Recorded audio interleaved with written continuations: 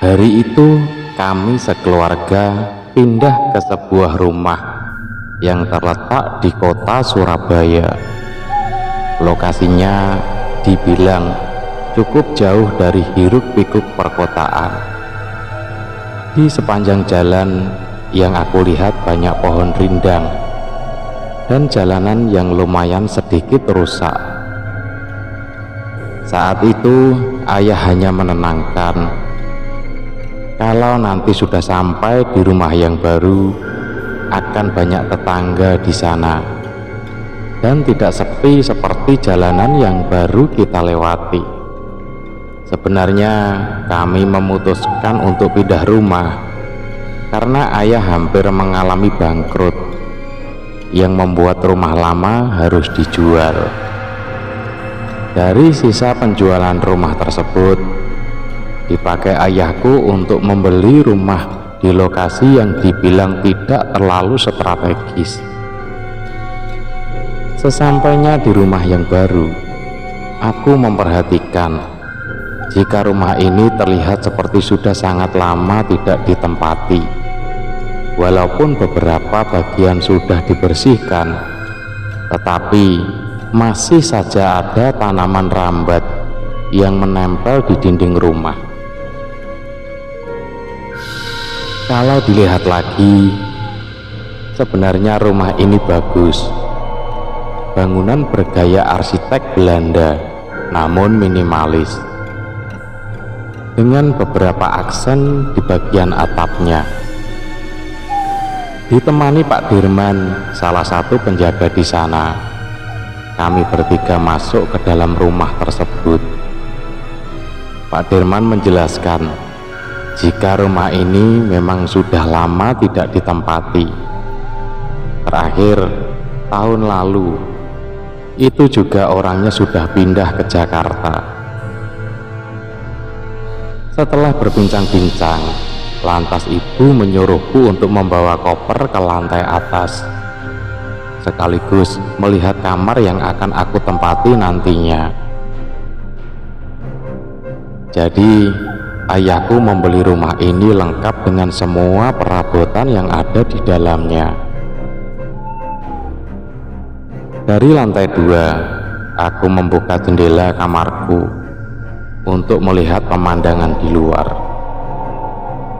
Namun saat itu aku melihat ada seorang nenek dengan kebaya tipis sedang memperhatikan rumah kami. Sekitar 5 menit nenek tersebut berdiri memandang ke arah rumah tanpa bergerak. Kak Rizka, tolong tuh turun sebentar dek. Itu kopernya masih ada satu di bawah itu. Teriak ibuku memanggil. Aku pun langsung bergegas turun dan menutup jendela kamarku.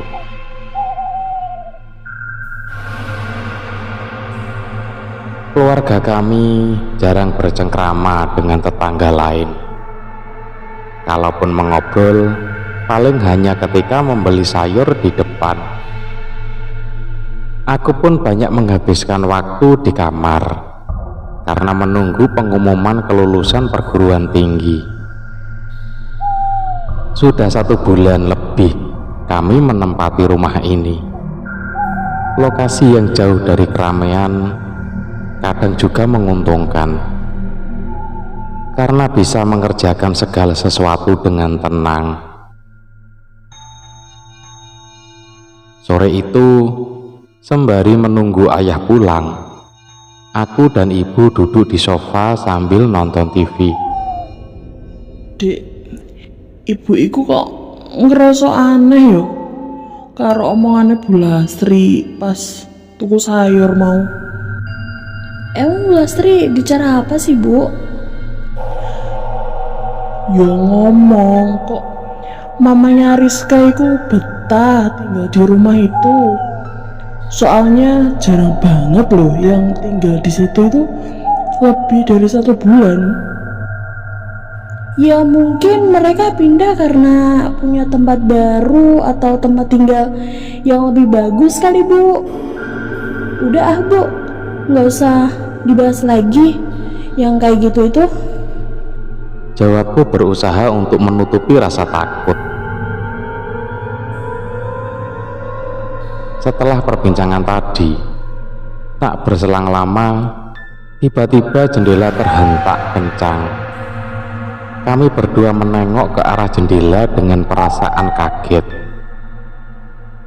Ternyata hentakan tadi berasal dari angin yang sepertinya di luar akan turun hujan.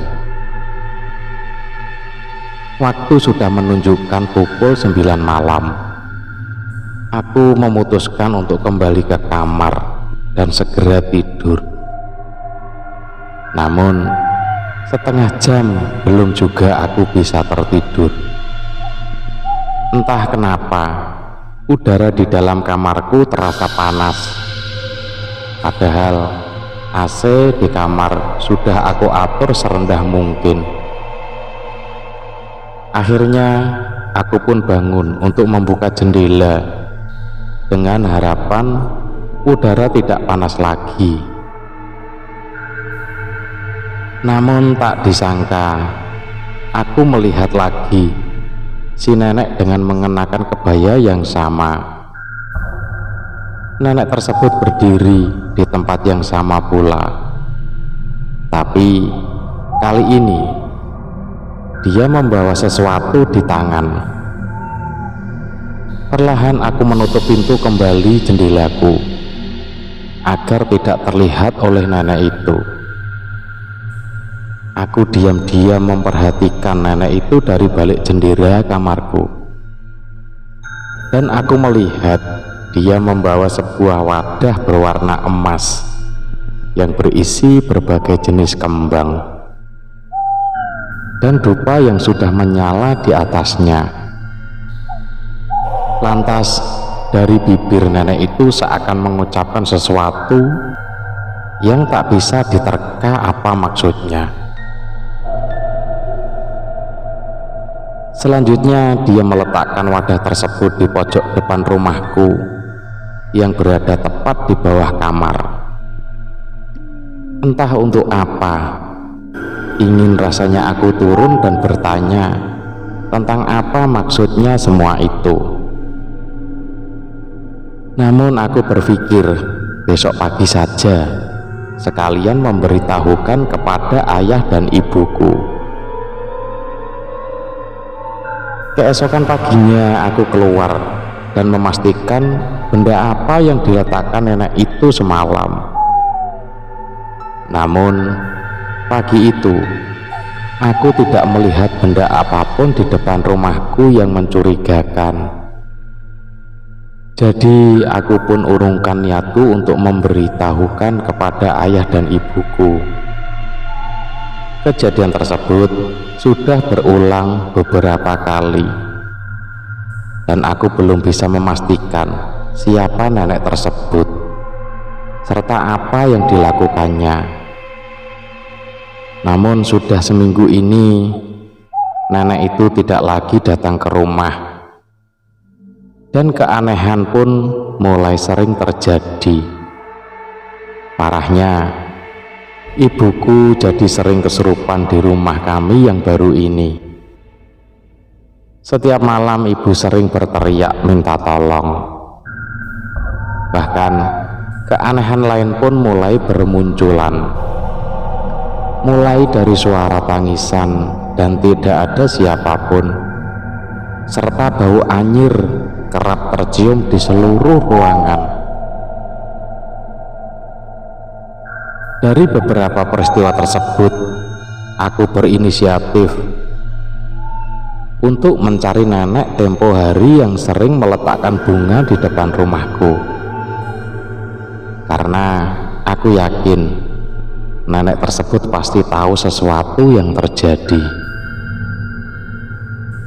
Aku sengaja menunggunya di depan rumah, dan benar saja nenek berkebaya itu datang dan membawa wadah berisi kembang serta dupa seperti biasanya. Sontak saja aku langsung menghampirinya dan menanyakan semua yang terjadi.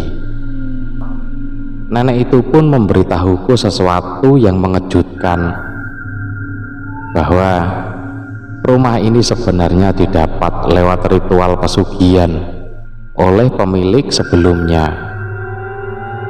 Jadi jin pemilik rumah akan marah jika tidak disediakan tumbal atau sesajen. Itulah sebabnya mengapa akhir-akhir ini sering muncul keanehan dan ibuku selalu kesurupan. Nenek itu kembali menjelaskan, kalau sudah ada anggota keluarga yang sering kesurupan, itu berarti jiwa orang tersebut diinginkan oleh jin penjaga rumah ini. Aku pun menangis sejadi-jadinya. Aku tidak ingin ibuku dijadikan tumbal pesugihan. Kemudian nenek tersebut memberitahukan bahwa ada 2 syarat yang bisa dilakukan. Yang pertama, meneruskan ritual kandang kubrah di rumah itu, atau syarat yang kedua, melakukan pengusiran jin tersebut dengan bantuan orang pintar atau semacam dukun sakti. Aku pun memilih syarat yang kedua. Keesokan harinya, dengan dibantu nenek itu dan seorang dukun sakti, keluarga kami melakukan ritual pengusiran jin di rumahku. Dan tanpa disangka, hari itu ibuku mengalami kesurupan sembari berteriak dan berkata, "Aku bakal metu saka raga iki. Tapi enek siji syarate. Balikno aku nang Gunung Kawi. Utawa jiwa iki tak jupuk saka ragane." Tak mau ambil resiko, kami pun memilih untuk melakukan pengembalian jin pesugihan itu ke Gunung Kawi. Segala macam ritual, mulai dari kembang setaman, kemenyan, 1 ayam cemani, hingga segenggam tanah dari rumah tersebut dibawa oleh dukun dengan dibacakan doa-doa untuk berusaha mengeluarkan jin itu. Tak berselang lama, ibuku jatuh pingsan, dan nenek tadi berkata bahwa jin pesugihan kandang kubrah sudah kembali ke tempat asalnya.